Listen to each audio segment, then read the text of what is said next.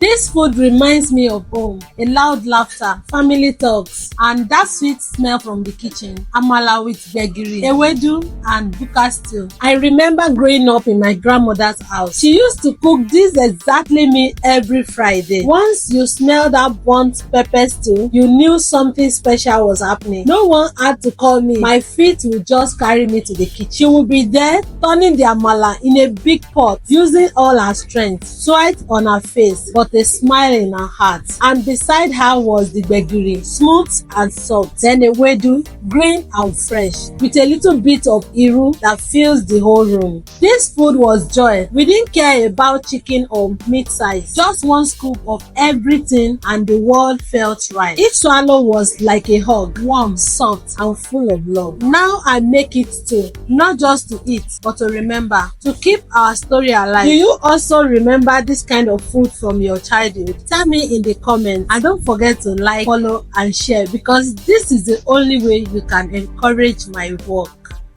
I'm Chef Nisi, and I would love to see you in the next video. See you, love you, bye.